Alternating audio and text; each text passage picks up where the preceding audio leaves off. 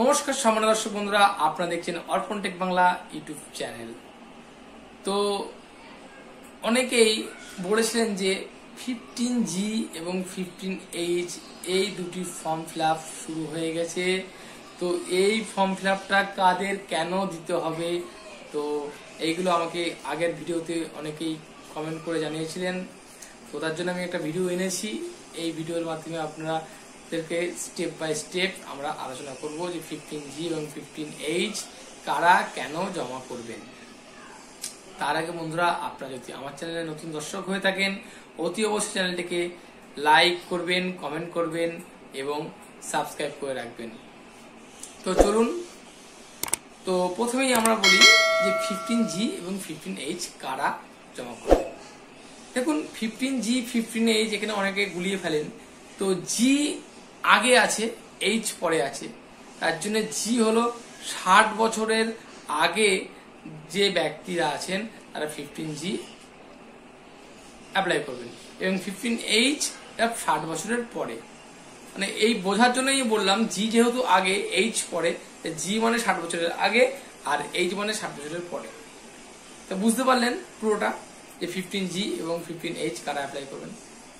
এইবার আমরা আসবো যে 15G 15H দেওয়ার কিন্তু টাইম এখন শুরু হয়ে গেছে। আপনারা অবশ্যই 15G এবং 15H ফর্মটা ডাউনলোড করে ফিল আপ করে আপনার কনসার্ন ব্যাংকে জমা করুন। তো কেন জমা করবেন? তো 15G এবং 15H জমা করলে আপনি যদি কোনো কোম্পানিতে কোনো কিছু ইনভেস্ট করে থাকেন, সেই কোম্পানি বা আপনার ব্যাংক যদি আপনার 10 লক্ষ টাকার উপরে যদি আপনার টাকা ডিপোজিট করা থাকে এবং সেই ব্যাংক আপনার কাছে একটা মোটা ট্যাক্স টিডিএস কাটবে এবং এই টিডিএস কাটা থেকে আপনাকে বাঁচতে গেলে কিন্তু অবশ্যই 15G এবং 15H কিন্তু জমা দিতে হবে। এই 15G এবং 15H কিন্তু স্টার্টিং হয়ে গেছে। এই টিডিএস এর হাত থেকে বাঁচতে গেলে আপনাদের 15G এবং 15H জমা করবেন এবং কোনো কারণে যদি আপনারা 15G এবং 15H যদি জমা না করেন তাহলে কিন্তু আপনার টিডিএসটি কেটে নেবে এবং টিডিএস কাটলে কোনো চিন্তা নেই, আপনাকে কিন্তু আবার ইনকাম ট্যাক্স রিটার্ন সাবমিট করে আপনার টিডিএসটি রিফান্ড করতে পারবেন। সেক্ষেত্রে রিফান্ড পেতে একটু টাইম লাগে এবং টাকাটি পরে পাওয়া যায়।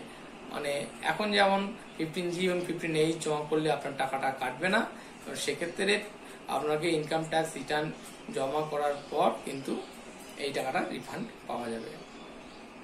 তো আপনাদেরকে ব্যাপারটা 15G এবং 15H কারা অ্যাপ্লাই করবেন, কেন অ্যাপ্লাই করবেন, তো কিভাবে করবেন তো বলে দিলাম।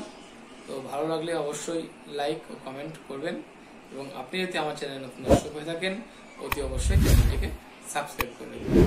নমস্কার।